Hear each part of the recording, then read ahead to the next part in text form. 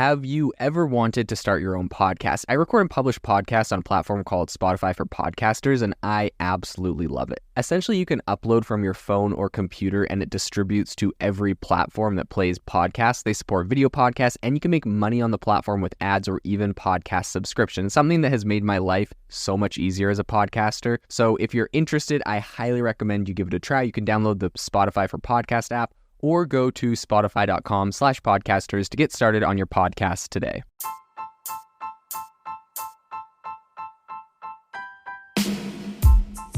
Welcome to the ChatGPT podcast. I'm your host, Jaden Schaefer. Each episode, we dive into the latest developments in the exciting field of artificial intelligence, exploring its applications and potential impacts on our daily lives. If you follow the show, you know that I give a weekly update on what I am currently building in AI. A couple weeks ago, I announced the opening of the waitlist for my AI tool building platform, AI Box. I've been blown away by the interest I've seen in the platform. This weekend, I went through and looked at the waitlist, and I saw people from Microsoft, Amazon, Salesforce, Cisco, Ally Bank, PwC, TSMC, Ford, Deloitte, and McKinsey. So if you want to join these incredible companies and get on the waitlist, go to aibox.ai. We'll be rolling out access to the platform in sequential order of who signed up first. Next week, Monday the 26th, I'll be in San Francisco meeting with some people. If you're a venture fund in the Bay Area and would like to meet up in person to talk about AI Box, send me an email at jaden@aibox.ai. I would love to tell you more about what we're building in person. Just recently, 3 major tech companies have announced some major investments into AI. So today on the podcast, I want to break down who's investing into AI, why these enormous sums of money are going into it, and what these companies hope to get out of it. So the first one is Salesforce. Salesforce is well known for the fact that just recently and earlier this year, they announced they would be investing $250 million into different AI investments, and they have just upped that number to $500 million. The next one I want to talk about is Lenovo, who just announced edge servers as part of a $1 billion AI push that they're going to be making. And the third is Accenture, the very famous consulting group. Accenture has just announced that they are going to be investing $3 billion into AI to accelerate their clients' reinvention, as they say. But they're going to be investing this $3 billion over the next 3 years. So today on the podcast, let's break down why exactly these 3 companies are making such massive investments and what they're planning on doing. So for Salesforce, I think this is a big no-brainer. They're hoping to essentially incorporate new tools into their platform to help increase the profitability of their current clients. And you have to think of this from 2 sides. One is just like the straight up profitability and just the ability for them to make more money. But the other one is of course they're trying to make money from sales, but the other one is also their stock price. I think, any savvy publicly traded company can tell at this point that the winners right now on the stock market are ones that have integrated AI. So when you see Google, Microsoft, and NVIDIA all doing quite well, and many, many other software companies doing quite poorly this year, year to date, I think that this is kind of a no-brainer for Salesforce to make sure they're really focusing on this trend and capitalizing on it. It reminds me of a famous Microsoft case study that went over, I believe it was a Harvard Business Review case study, and essentially they were talking about an acquisition that Microsoft made, and they went over all the pros and cons of the acquisition, yada yada, if it was going to be successful or if not. And I remember doing this in class in university. This is an old acquisition from, I believe, the 90s or something, but essentially it was a software that could help make websites, and it was as, the web was coming online, and Microsoft went and spent a bunch of money to buy this. Now, I believe that they ended up canning the entire software, or they incorporated it into something else they were doing, so it no longer was one of their main products. However, at the end of the day, when we looked at the business case study, they looked at the amount that they paid for the company and then the amount that their stock price increased the next day after they made the announcement. And their market cap increased significantly more than they paid for the company, maybe 10x what they actually ended up paying for the company. And so I think overall, a lot of these companies investing into AI right now are thinking about similar things, thinking about their market caps, how those are going to improve, if they're going to be viewed as forward-thinking companies and whatnot. And so because of that, in addition to making their products better and, charging customers more, I think they know that there's also that aspect that they need to focus on. I think what's important with Salesforce in particular is they've honestly had a pretty difficult 6 months. They've just had a whole bunch of job cuts. They've had a bunch of executives leave the company. They've had public pressure from activist investors. And right now, I believe that they're trying to kind of win back the faith of a lot of their shareholders. And I would say that this is because a lot of investors right now are kind of concerned about their sales growth. So in May, they did projected revenues for the current quarter, and they said that they were going to gain 10% from a year earlier. And that's actually going to be their slowest jump on record. And that's a significant drop from a time when a 30% increase was pretty routine for them. So a lot of the executives over there have talked up the potential for AI to essentially just drive expansion within their firm. They talked about cloud computing and mobile games before this. Generative AI is kind of the next thing that, according to Mark Benioff, he says it's going to spark a massive new tech buying cycle. And so during the earnings call and kind of after he announced the recent results, this is what he was talking, and this is the positive spin he's trying to put on it. And so obviously he's trying to put a big investment into this space because it's kind of viewed as the way to, I don't want to say save his company, because obviously Salesforce is doing well. And I mean, a 10% growth is still, year over year is still growth. But this is kind of what he's hoping to supercharge his company and get back into that hyper growth phase that I think he would like to be at. He did say that customers are going to pay an additional fee to use the new generative AI features built into Salesforce. And I think that they're still testing a bunch of different pricing levels for this.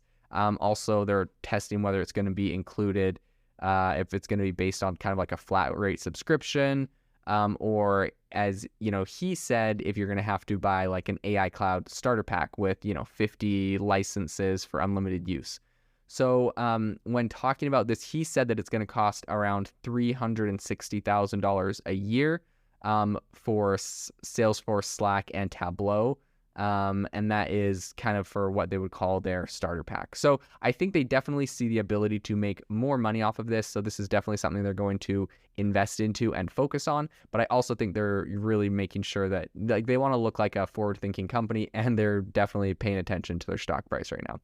Lenovo is a bit of a different story. So Lenovo recently just announced Edge servers, which is going to be part of their $1 billion AI push. And apparently, the new Lenovo Think Edge servers are going to deliver a lot more processing power where data is being generated, and apparently is going to enable enterprises to run real-time inference at the edge. So essentially, they're planning a major AI push with this $1 billion investment. And they're going to be focusing this on hardware and software over the next 3 years. So similar to Accenture, who's made their public commitment, which is going to be over the next few years. Lenovo is doing this, and to be honest, I think this is a really good move for a lot of these companies in the space. And I think this is really positive for the industry as a whole when we see these pretty large companies making multi-year, multi-billion-dollar investments or billion-dollar investments. Or the high $100 million investments over the course of a few years. I think this is important because it shows that they see the longevity in AI, and they're kind of committed to this, and they see how this is actually changing the future in a large way. So from Lenovo's end, what they're actually building is what they call a Think Edge SC360 V2. So essentially, it's an edge server designed to provide really advanced computing performance for AI applications. And so that's we're talking about like computer vision, voice AI, generative AI, those types of things. And it is built on Intel and NVIDIA's processors. And they also have support from NVIDIA's AI enterprise software platform and from Qualcomm's Cloud AI 100 platform. So that's for processing really intense workloads at the data source. So it features a really compact size. And essentially, it's this ruggedized form factor, which is designed to withstand remote and rugged environments, which I think is very interesting. And then they have a second server, which is more designed for kind of hybrid cloud and modern HCI deployments. So that is going to be more focused on, storage, high capacity storage. And that's going to be coupled with Intel's Xeon Deep processor, which was more of like a mid-range performance processor. So it's kind of focused on consolidating workloads, data backup, collaborations, and content delivery. In any case, this is a pretty massive investment from Lenovo. I think they know that pushing forward in this way is the space for growth. The third company I wanted to talk about is Accenture. So they've, of course, announced they're going to put $3 billion invested into AI. And of course, they're doing that on behalf of a lot of their companies that they work for. And for those that don't know, Accenture is essentially a consulting firm. I've known some people that have worked here before. It's a really reputable company. And essentially, they have consultants, but they also have like in-house developers, for example. So like you could go to them and ask them to help with consulting, but they could also go and get your project done and built out. And they have developers that could, work on a tech project for you, work on a coding project for you, and that kind of thing. So I think this makes a lot of sense. At a high level, essentially what they said is that they're going to double their AI talent to about 80,000 people. And they're going to do that by hiring, acquisitions, and training. I think this is interesting. This isn't just obviously hiring, because trying to get 40,000 talented people is not always easy. So I think they know they're going to have to acquire, because a lot of these people are going to be working at companies. They're going to have to acquire some people. They're going to have to do some training in-house, and then they're going to be hiring people outside. They said that they're going to use it to expand essentially their data and AI practice to offer a lot of new industry solutions and also pre-built models that are going to help companies across what they say is 19 different industries. And they're also going to launch AI Navigator for Enterprise as a platform to kind of guide AI strategy, use cases, and, as they say, rigorous business cases. Essentially, they're trying to help with decision-making and responsible policies, and using AI in that regard, and helping new companies implement AI into their company.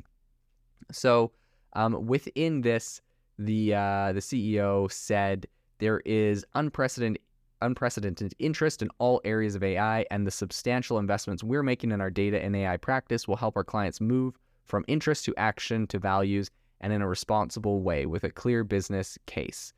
Companies that build a strong foundation of AI by adopting and scaling it now, where the technology is mature and delivers clear value, will be better positioned to reinvent, compete, and achieve new levels of performance. Our clients have complex environments, and at a time when the technology is changing rapidly, our deep understanding of ecosystem solutions allows us to help them navigate quickly and cost effectively to make smart decisions. So obviously, Accenture is investing pretty heavily into this space. I think they know that this is going to be one of the biggest ways for them to help grow their company and the companies of, everyone that they are currently working for and consulting on. Now, this is what I think is interesting. This is specifically what they're planning on investing those $3 billion into.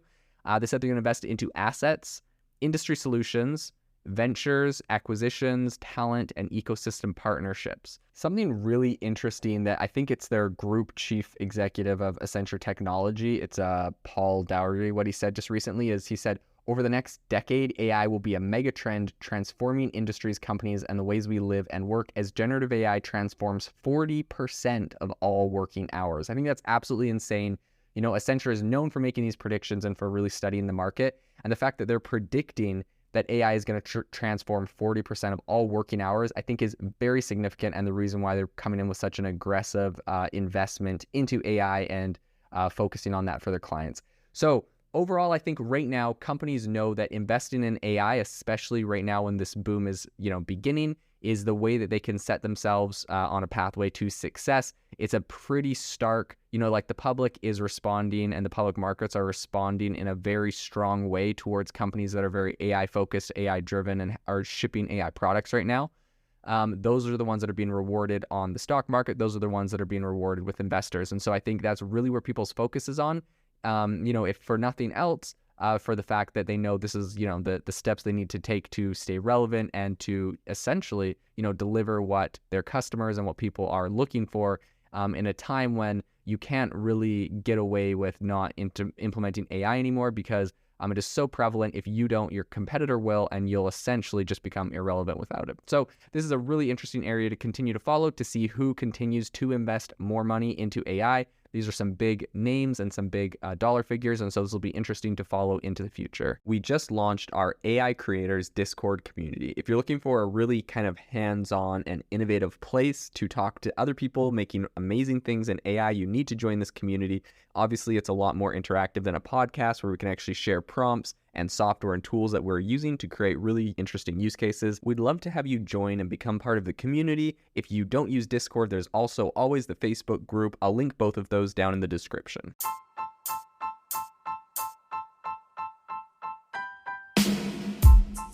You've been listening to the ChatGPT podcast. Make sure to rate us wherever you listen to your podcasts and have a fantastic week.